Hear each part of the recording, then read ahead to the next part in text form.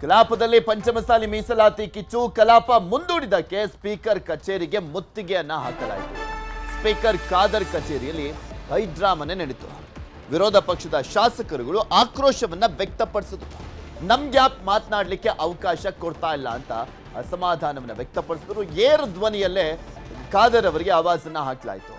ಭೋಜನ ವಿರಾಮದ ಬಳಿಕ ಕಲಾಪ ಪುನರಾರಂಭ ಆಗಿದೆ. ಸದನದ ಬಾವಿಗಿಳಿದು ಬಿಜೆಪಿ ಸದಸ್ಯರು ಪ್ರತಿಭಟಿಸ್ತಾ ಇದ್ದಾರೆ. ಸಿಎಂ ಹಾಗೂ ಕಾಂಗ್ರೆಸ್ ನಾಯಕರ ವಿರುದ್ಧ ಕಿಡಿಕಾರ್ತಾ ಇದ್ದಾರೆ. ಇದರಲ್ಲಿ ಇವತ್ತು ಹೋಮ ಆದಂಗೆ ಆಗುತ್ತೆ. ಈ ಪ್ರತಿಭಟನೆಯ ಮುಖಾಂತರ ಇವತ್ತಿನ ಅಧಿವೇಶನ ಅಲ್ಲಿಗಲ್ಲಿಗೆ ವೈಂಡ್ ಅಪ್ ಮಾಡ್ತಾರೆ ಅಂತ ಕಾಣಿಸುತ್ತೆ. ನೋಡಬೇಕು, ತೋರಿಸ್ತಾ ಇದ್ವಿ ದೃಶ್ಯಾವಳಿಗಳಲ್ಲಿ ಗಮನಿಸಬಹುದು. ಸ್ಪೀಕರ್ ಕಚೇರಿ ಬೆಳಗಾವಿಯ ಸುವರ್ಣಸೌಧದಲ್ಲಿರುವಂಥ ಸ್ಪೀಕರ್ ಕಚೇರಿಯ ಒಳಗಡೆ ವಿರೋಧ ಪಕ್ಷದ ನಾಯಕರುಗಳು ಶಾಸಕರುಗಳು ಹೋಗಿ ಅಲ್ಲಿ ಯುಟಿ ಖಾದರ್ ಅವರನ್ನ ತರಾಟೆಗೆ ತೆಗೆದುಕೊಂಡ್ರು. ಯಾಕೆ ನಮಗೆ ಅವಕಾಶ ಕೊಡ್ತಾ ಇಲ್ಲ, ಬರೀ ಆಡಳಿತ ಪಕ್ಷದ ಅವರಿಗೆ ಮಾತ್ರ ಅವಕಾಶ ಕೊಡ್ತಾ ಇದ್ದೀರಾ, ಏಕಪಕ್ಷೀಯವಾಗಿ ನಿರ್ಧಾರವನ್ನ ಮಾಡ್ತಾ ಇದ್ದೀರಾ, ನಿಮ್ಮ ನಿರ್ಧಾರ ಸರಿ ಇಲ್ಲ ಅಂತ ಏರು ಧ್ವನಿಯಲ್ಲೇ ಮಾತನಾಡಿದ್ದಾರೆ.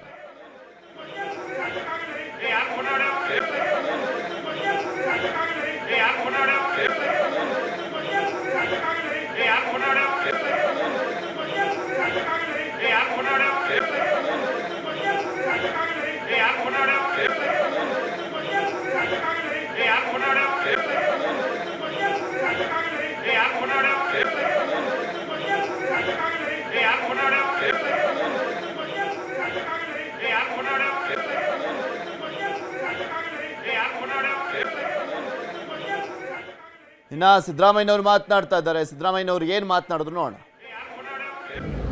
ಏನಿದು ಬಳಕೆನಾ, ದೌರ್ಜನ್ಯನ, ಏನು ಅವ್ರು ಏನು ಹೇಳೋದೆಲ್ಲ ವೇದವಾಕ್ಯನ, ಏನಿದು ಬಳಕೆನಾ, ದೌರ್ಜನ್ಯನ, ಏನು ಅವ್ರು ಏನು ಹೇಳೋದೆಲ್ಲ ವೇದವಾಕ್ಯನ, ಏನಿದು ಮನ್ಸು ಇಚ್ಛೆ ಅಧಿವೇಶನ ನಡೆಸ್ತಾ ಇದ್ದಾರೆ. ಪಾಯಿಂಟ್ ಆಫ್ ಆರ್ಡರ್ ಎತ್ತಿದ್ರು ಕೂಡ ಗಮನ ಇಲ್ಲ. ಸರ್ಕಾರದ ವಿರುದ್ಧ ವಿಪಕ್ಷ ನಾಯಕ ಆರ್ ಅಶೋಕ್ ಕಿಡಿಕಾರಿದ್ದಾರೆ. ಸ್ಪೀಕರ್ ಸ್ಥಾನಕ್ಕೆ ಅಗೌರವವನ್ನ ತಂದಿದ್ದಾರೆ ಯುಟಿ ಖಾದರ್ ಅವರು. ಮನ್ಸೋ ಇಚ್ಛೆ ಬೇಕಾಬಿಟ್ಟಿ ಅಧಿವೇಶನವನ್ನ ಮಾಡ್ತಾ ಇದ್ದಾರೆ. ಪಾಯಿಂಟ್ ಆಫ್ ಆರ್ಡರ್ ಎತ್ತಿದ್ರು ಕೂಡ ಅದಕ್ಕೆ ಗಮನ ಕೊಡ್ತಾ ಇಲ್ಲ, ಅದ್ರ ಬಗ್ಗೆ ಸ್ಪಂದಿಸ್ತಾ ಇಲ್ಲ ಅಂತ ಅಶೋಕ್ ಅವರ ಆಕ್ರೋಶ. ಸ್ಪೀಕರ್ ಸ್ಥಾನಕ್ಕೆ ಅಗೌರವ ತಂದಿದ್ದಾರೆ. ಲಾಠಿ ಚಾರ್ಜ್ ಬಗ್ಗೆ ಚರ್ಚೆ ಆಗಬೇಕು, ಆದ್ರೆ ಮಾತನಾಡ್ತಾ ಇಲ್ಲ, ಚರ್ಚೆ ಮಾಡ್ಲಿಕ್ಕೆ ಬಿಡ್ತಾ ಇಲ್ಲ. ದಬ್ಬಾಳಿಕೆ ಮಾಡಲಾಗ್ತಾ ಇದೆ, ದೌರ್ಜನ್ಯದ ಬಗ್ಗೆ ಚರ್ಚೆ ಆಗಬೇಕು ಅಂತ ಹೇಳಿದ್ರು. ಮುಖ್ಯಮಂತ್ರಿಗಳು ಹೇಳಿದ್ರಲ್ಲ, ಅದನ್ನು ಇವರು ಹೇಳಿದ್ರು, ವಿರೋಧ ಪಕ್ಷ ನಾಯಕರಾಗಿರುವಂಥ ಅಶೋಕ್ ಅವರು. ಮುಖ್ಯಮಂತ್ರಿಗಳು ಅದನ್ನೇ ಹೇಳ್ತಾರೆ, ದಬ್ಬಾಳಿಕೆ ದೌರ್ಜನ್ಯ ಏನು ಮಾಡ್ತಾ ಇದ್ದಾರೆ, ಇವ್ರು ಹೇಳಿದ್ದೆಲ್ಲ ವೇದವಾಕ್ಯನ ಅಂತ ಹೇಳಿದ್ರು. ಈಗ ಅದನ್ನೇ ಅಶೋಕ್ ಅವರು ಹೇಳ್ತಾ ಇದ್ದಾರೆ. ಸ್ಪೀಕರ್ ಮೂಲಕ ಸರ್ಕಾರ ಡೈವರ್ಟ್ ಮಾಡ್ತಾ ಇದೆ, ಸ್ಪೀಕರ್ ಘನತೆಗೆ ಅಗೌರವ ತೋರಿದ್ದಾರೆ ಅಂತ ಅಶೋಕ್ ಆಕ್ರೋಶ ವ್ಯಕ್ತಪಡಿಸಿದರು. ಗೌರವ ಸ್ಪೀಕರ್ ಅವರ ನಡವಳಿಕೆ ನಿಜಕ್ಕೂ ನಮಗೆಲ್ಲ ಬಹಳ ನೋವಾಗಿದೆ.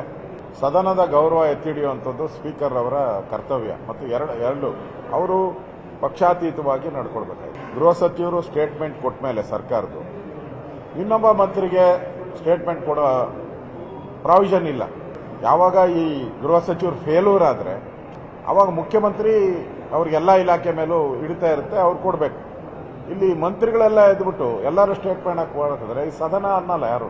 ಸುನೀಲ್ ಕುಮಾರ್ ಅವರು ಪಾಯಿಂಟ್ ಆಫ್ ಆರ್ಡರ್ ರೈಸ್ ಮಾಡಿದ್ರು, ಆ ಕಡೆ ಗಮನನೇ ಕೊಡ್ತಾ ಇಲ್ಲ. ಮನಸ್ಸೋ ಇಚ್ಚಿ ಅಧಿವೇಶನವನ್ನು ನಡೆಸ್ತಾ ಇದ್ದಾರೆ. ಅದರಿಂದ ಒಂದು ರೀತಿ ಕಾಂಗ್ರೆಸ್ ಹೆಂಗೆ ಹೇಳುತ್ತೋ ಹಂಗೆ ಸದನ ನಡೆಯುತ್ತೆ ಅಂತಂದ್ರೆ ಸದನಕ್ಕೆ ಗೌರವನೂ ಇರಲ್ಲ, ಬೆಲೆನೂ ಇರಲ್ಲ. ಸ್ಪೀಕರ್ ಅವರ ನಡವಳಿಕೆ ನಿಜಕ್ಕೂ ನಮಗೆಲ್ಲ ಬಹಳ ನೋವಾಗಿದೆ.